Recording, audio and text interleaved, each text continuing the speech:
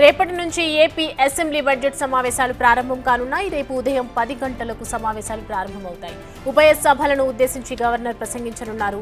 ఆ తర్వాత రేపు మధ్యాహ్నం బీఏసీ సమావేశం నిర్వహించనున్నారు. ఎన్ని రోజులు సభ నిర్వహించాలి, ఏ అంశాలపై చర్చించాలనే దానిపై కూడా నిర్ణయం తీసుకోనున్నారు.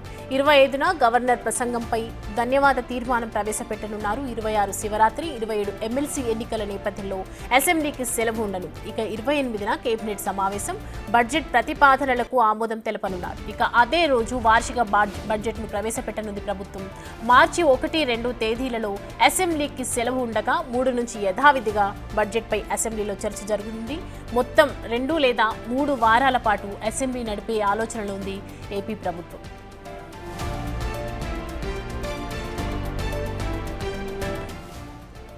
రైట్, ఈ అంశానికి సంబంధించి పూర్తి డీటెయిల్స్ మా ప్రతినిధి అమరావతి నుండి శివ అందిస్తారు. శివ, రేపటి నుంచి ఏపీ అసెంబ్లీ బడ్జెట్ సమావేశాలు ప్రారంభం కానున్నాయి. ఎలా ఉంది ఎజెండా, స్కెడ్యూల్ ఏంటి?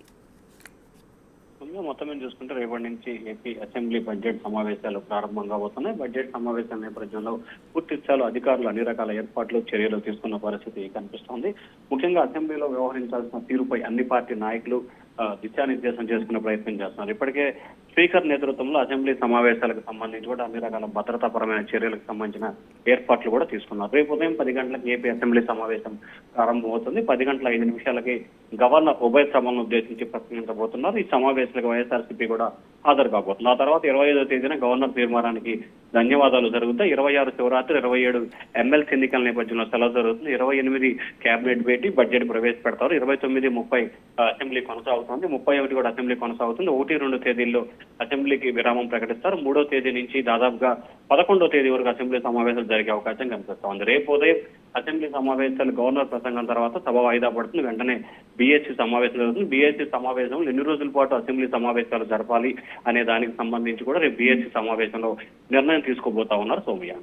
రైట్, మొత్తం 2 లేదా 3 వారాల పాటు నడిపే అవకాశాలు ఉన్నాయి. మధ్యలో హాలిడేస్ ఉన్నాయి. ఇవన్నీ కూడా అంటే అసెంబ్లీలో ఎటువంటి అవాంఛనీయ సంఘటనలు చోటు చేసుకోకుండా జాగ్రత్త పడుతూ ఉన్నారా అంటే ఇటీవల జరిగినటువంటి రాజకీయ పరిణామాల నేపథ్యంలో?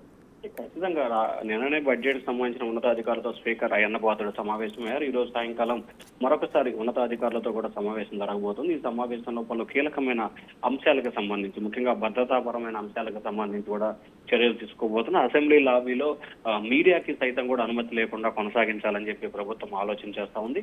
అలాగే అంటే అసెంబ్లీకి సంబంధించి అనుమతి లేనిది ఎవరు రావడానికి వీల్లేదు. అలాగే మీడియా పాయింట్ లో తప్ప ఎక్కడా కూడా మీడియా సమావేశం నిర్వహించకూడదని చెప్పి స్పష్టమైన ప్రకటన చేశారు. సో మొత్తం మీద చూసుకుంటే అసెంబ్లీ సమావేశాల నేపథ్యంలో ఇటు భద్రతాపరంగా, ఇటు రాజకీయ పార్టీల వ్యవహార అన్ని రకాల అంశాలకు సంబంధించి పూర్తి స్థాయిలో భద్రత కంట్రోల్ చేయాలనేది పోలీసులు భావిస్తున్నారు. దానికి సంబంధించి ఇప్పటికే రూట్ మ్యాప్ ను కూడా ఖరారు చేస్తుంది. ఈ రోజు సాయంకాలం 3 గంటలకి స్పీకర్ అయ్యన్న పాత్రుడు నేతృత్వంలో మరొకసారి అధికారులతో, అలాగే ఉన్నతాధికారులతో, అలాగే ప్రధానంగా భద్రతాపరమైన అంశాలకు సంబంధించి కూడా సమావేశం జరగబోతా ఉంది Soumya. Right, thanks for the update Shiva.